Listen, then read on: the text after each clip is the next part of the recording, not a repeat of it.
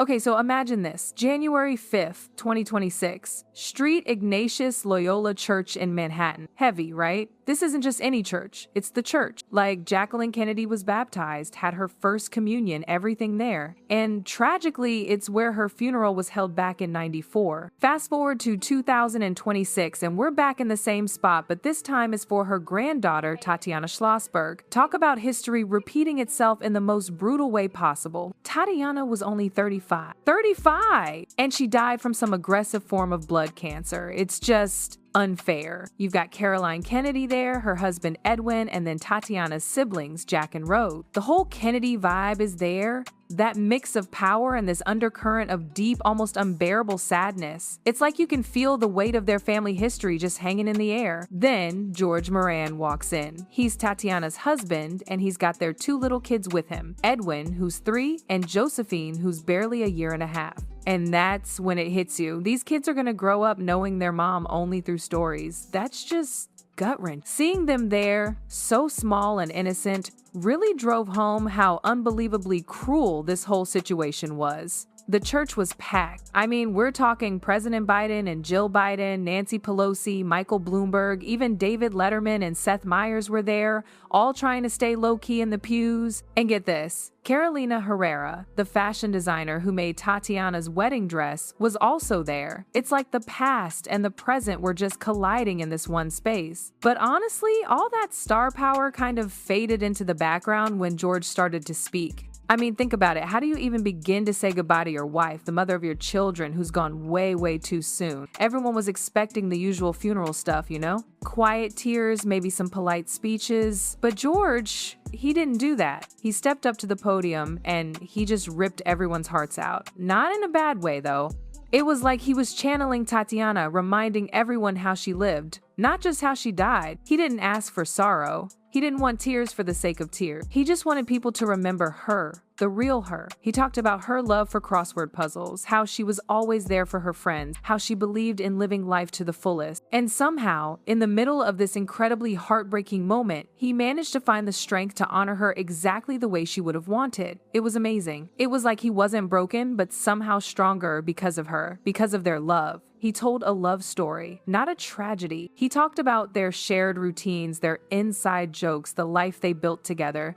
And you could tell, listening to him, that this wasn't just a eulogy. It was a farewell, a promise, and a love letter all rolled into one. A love that would stick with everyone long after they left that church. Okay, so what did George actually say that had everyone so wrecked? It wasn't some crazy, over-the-top speech, you know? It was the simple stuff, the honest stuff. He got up there, in front of all those heavy hitters, and just laid it all bare. He started by saying he never imagined he'd be standing there without Tatiana. I mean, duh, right? But hearing him say it, so raw and real, it just hit different. He said life was cruel, and that she was too bright to stay, too soon, you know? And that the world would feel her absence. Then he did this thing where he looked around the room at everyone, and he said he didn't want them to remember her in silence. He didn't want them to just wallow in grief and never speak of her again. He wanted them to remember her the way she actually lived. He talked about how she was alive in every single moment, even the little ones, like she was obsessed with crossword puzzles.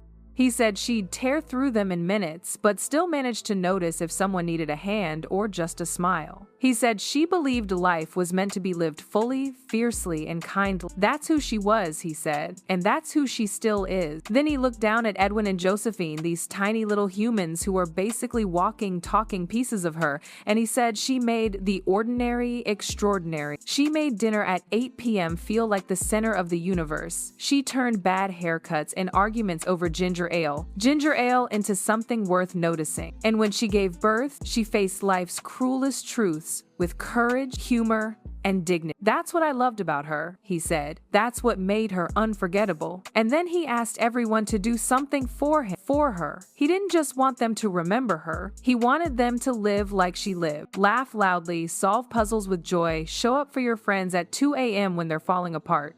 Listen, speak honestly, be present, be brave, be kind. That is how you carry her forward, he said. That is how you honor her. Because Tatiana didn't waste a single moment, and she wouldn't want anyone to waste theirs grieving her without action. You could hear a pin drop. I mean, the guy was basically giving everyone a blueprint for how to live a good life, inspired by his dead wife. It was insane. He choked up a bit then, and you could see the tears welling up. He said he loved her more than words could carry, and that he'd spend the rest of his life showing their kids and everyone who knew her what it meant to love fully. He'd tell them about the way she saw the world, sharp, fast, and funny, about the way she made friends feel seen, strangers feel safe, and family feel infinite. Tatiana's life was a gift, he said. Her death is unbearable, yes, but her legacy is ours to carry forward. And then he lifted his head, voice stronger now, and said, "So today, when you leave this church, do not leave empty. Take her with you. Take her courage. Take her laughter. Take her love. Live in a way that would make her proud. And if you do that, she will never truly be gone. She will be in every laugh, every kind act, every moment you live fully as she did."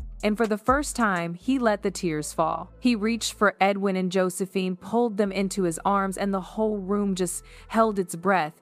It wasn't just about a Kennedy or a journalist or a granddaughter of a president. It was about a wife, a mother, a presence no one could replace. And for a brief, shining moment, George's words let everyone feel her there again, alive, fierce, and laughing, even in her absence. It was powerful, it was real, it was love in the face of the impossible. And it makes you wonder, right, how could quiet love bring presidents to tears and strangers into one family? Okay, so then George steps back up to the podium, right? Like, you got to give him credit. The guy's a doctor, not a public speaker, but he just owned that room. And this time, he's not just talking about grief, he's going deep into the really hard stuff. He starts talking about this piece Tatiana wrote for The New Yorker, which is insane, by the way. Like, she's dying, she knows she's dying, and she's still writing about the day she found out. That's just wow. Anyway, he says it was November 22nd, 2025, the same day her grandfather JFK was shot. Talk about a punch in the gut, right? The family history just keeps piling on. He says she wrote about swimming a mile the day before, feeling totally strong and healthy, and then boom, cancer. He's like, that's how life flipped. And it's true, isn't it? One minute you're crushing it, the next you're fighting for your life. He says from that day on, there was no time to process, no time to be afraid, just treatment, chemo, all that stuff. Her sister Rose gave everything she could, which, you know, siblings, right? You do anything. And Jack, her brother, he tried too.